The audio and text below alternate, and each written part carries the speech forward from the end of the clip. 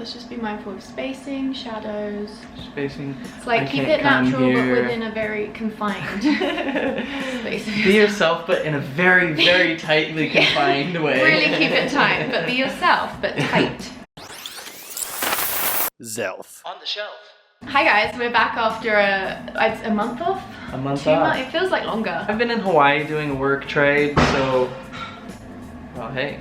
I've been doing a work trade in Hawaii, was able to use all my like 10 years of credit card miles to fly to Hawaii, and got to stay there for free because it was just doing a work trade, so pretty much just like a free trip to Hawaii. Are you trying to avoid saying vegan commune? Oh, I did live at a vegan commune, just run by a bunch of old hippies who were just the best. Before we start, we just want to take the time today to thank our patrons. I think we have 55 right now, and we love you guys. You're so nice. Thank you so much. And if any of you like our videos and want to support us on Patreon, even if it's like $1 a month, we'll leave a link in the description box, and we'll leave some other stuff there for you to check out if you want to support us. But right now we thought we would film an assumptions video for you guys. I feel like this has been really popular. I watch a lot more trashy YouTube than you, so I've seen a lot more stuff, but Tanner only watches like science and philosophy videos. It's not even that. It's not even that. It's all like obscure ones of just like old recordings with a single picture on the video. Yeah, I can't. Yeah, I need so much more stimulation from my YouTube content, but you seem to have retained this archaic attention span. So yeah, it's been a popular video on YouTube where people's followers will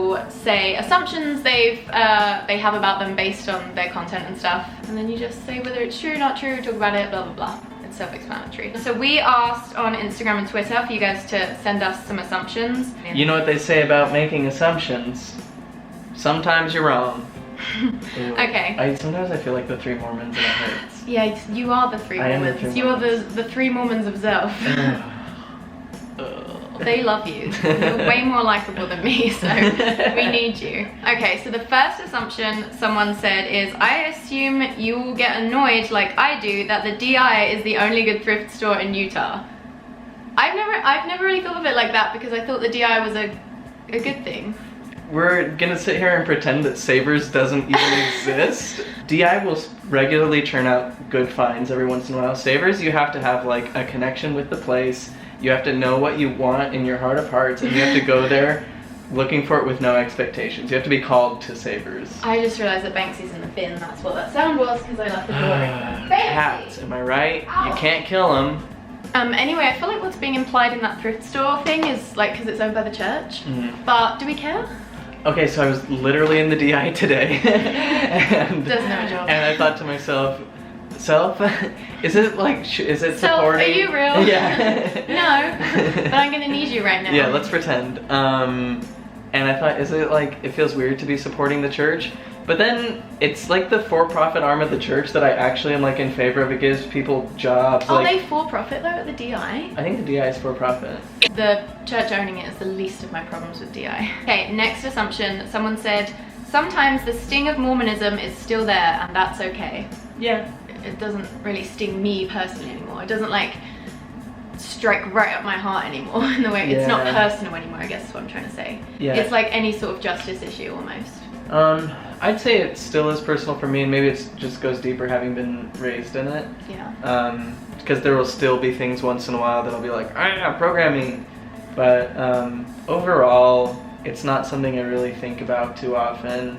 I mean, in a way, it always is like, you're comparing your old framework. It gives you a context for understanding and processing what's happening in your life now. So you're like, oh, this is so much different or better or, you know, whatever than the old paradigm, but it's not like, ow, ow, ow. Yeah, I mean, I don't have much of a sting because I lived much more of my life not in the church than in it, so it's not as ingrained, but the thing that takes the sting off is definitely that life is way better now. Yeah. So it's like, yeah. Next one. Sinner apostates who left because you were offended. You already know that's true. Yeah. Someone said, Tanner's vegan now too? I struggle with labels because I just don't want to take that and then be like, feel like it's a policing thing. I think it makes sense to me that animals are animals just like we are animals, and just their ability to express themselves doesn't limit their ability to feel deeply. And if we treated people how we treat animals, it'd be like bigger than the Holocaust, you know what I mean? For sentient animals who can feel just as deeply as we do. So I'm trying to reduce my animal product intake as much as possible, while also recognizing that I'm not perfect at it and not expecting people to be perfect at it either. As far as I know, I don't buy any animal products like when I grocery shop or anything, but like I'm not gonna throw a fit if someone does, or if I had some meat at some point, it wouldn't like shake my identity. I will sometimes say I'm vegan just for like ease of conversation, but usually I'll say I eat vegan, or I try to eat vegan, because there's times when I'm at someone else's house, or there's like a bunch of free food at work, or there's times when I'll eat stuff that's not vegan, but just try not to buy any animal products and contribute to the industry. Also, side note, the book Beyond Words is so good. It's Beyond Words, What Animals Think and Feel, and it goes into all the research they've done, all the things they've observed, and it's really crazy. Next assumption, you two are rediscovering some spirituality or something kind of similar to it in a new way. I'd say yes. Yeah, totally.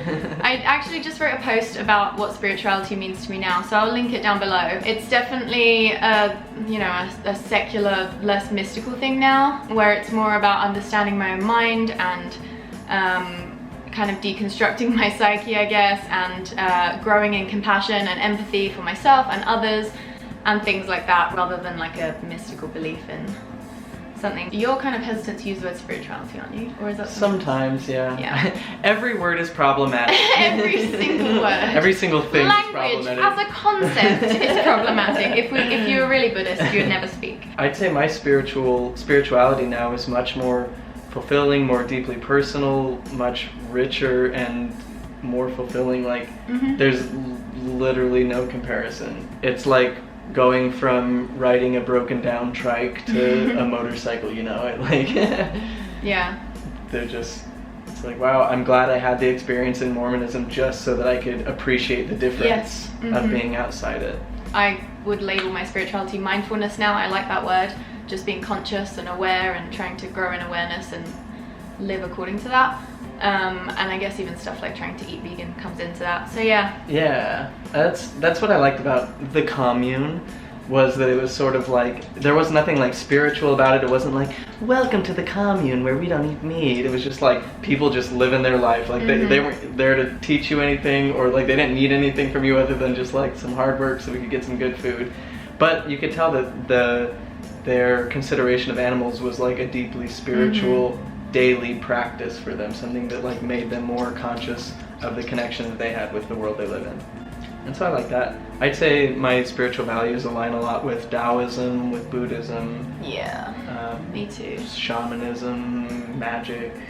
Buddhism resonates with me a lot, but there's like a seeking element to it that almost turns me off. Anyway, this is a whole, I don't want to get into this. It's like, so many seekers. Did you ever consider becoming a finder? It's like, I think that Buddhist principles are really valuable and true, but I guess I feel like I'm kind of like Buddhismed out lately, because I've listened to so many podcasts, I've read so many things, and now I'm like, I just want to like be, stop like getting influenced by other people's ideas and just like live my life. How Buddhist? Okay, someone else, this is kind of a good sort of segue from the last question. Your lives are filled with much joy and especially loud laughter. Yeah. Always laughing. Gotta get through the day. Gotta laugh through the pain. Okay, this one I thought was interesting. Someone said, Tanner's leaning non-binary, but Sam's pretty cis. So what do you make of that? I was gonna say our, like, quick answer, I feel like we'd be like, yeah, that's true. But then I started thinking about it and I was like, well, what? I don't know, like, we both what have makes you non-binary? Perspective. Is it like expressing or just like ideology? I feel like we're both non-binary thinkers. Yes, exactly. And it's just like our preferred method of expression. Like. Yeah, and we are very non-binary thinkers. Like, this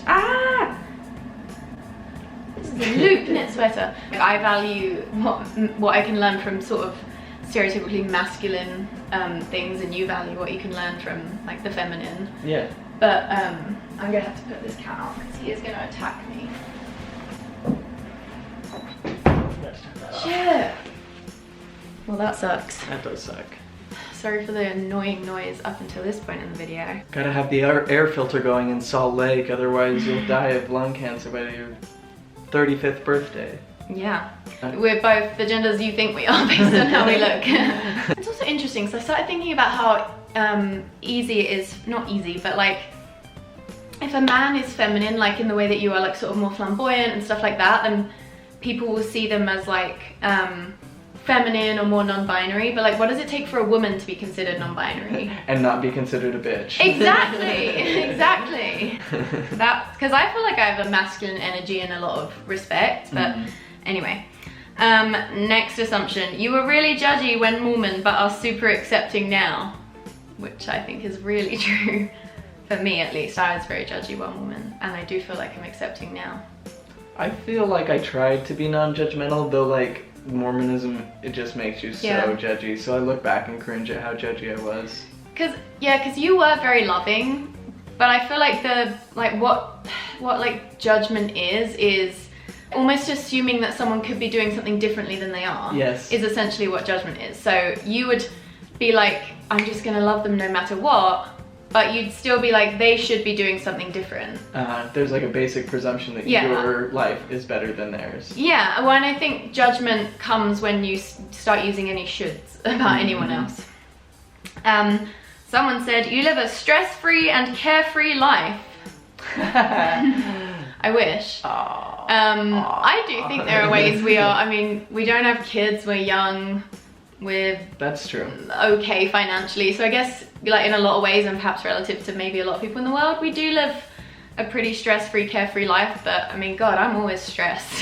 Yeah, maybe in like the top 1% of stress-freeness. I know, maybe. But I have so many cares and so many stresses. I certainly had a lot less in Hawaii. Yeah, you can have the most carefree life ever, and if you have anxiety, it's like, doesn't matter.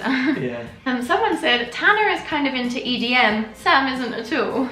That's a pretty good assumption. I like EDM though. Yeah. The thing is with me is I'm just not a music person as much as you, because music to me is, I saw this tweet by someone that said, I don't understand people who have like put on music to relax. Like for me, music is what I use when I want to feel, not when I want to relax. And I related to that so much because I feel like whenever any music is playing, I'm so sensitive to taking on like the emotion of whatever the music is.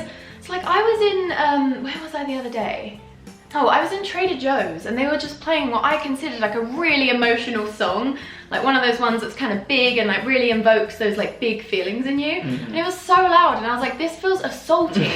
Like it's like I'm being forced to experience an emotion I don't want to feel while grocery shopping. I don't want to feel the weight of the world while I'm buying plantain chips, you know? But yeah, I guess I'm just less into music than you.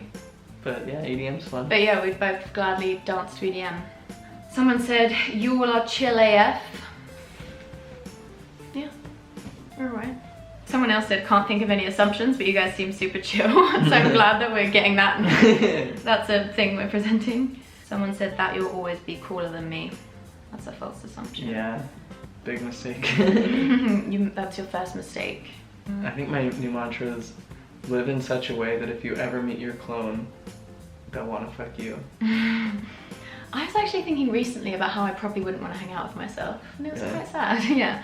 Oh, me and my clone would instantly have sex. I know you would. I know you would. This is an assumption. Oh, someone said, I assumed that you two were dating when I first started watching you two. Someone else said, I second this. Yeah, we get that a lot. Someone said, I assume that living in Utah as an ex-Mormon consistently feels claustrophobic and like you need to be on the defensive due to people's assumptions about you. Or is that just me? I don't feel like I have to be on the defensive because I don't run in enough Mormon circles to really... I'm not really in a lot of situations where I'm around Mormons, I guess. Yeah, Salt Lake's pretty like non-Mormon dense. Yeah, because at work no one's like talking about Mormons, like there are Mormons at my work I think, but it's not really a big deal. I've always assumed you spend most of your time in dark rooms muttering Mormons in a sinister tone of voice. It's usually more like a sad voice. Mormons, hauntingly sad. Alright, we could do an assumptions about ex-Mormons next. What are some assumptions that you had or have? Wait, let's jazz up the voice you're using right now. Okay.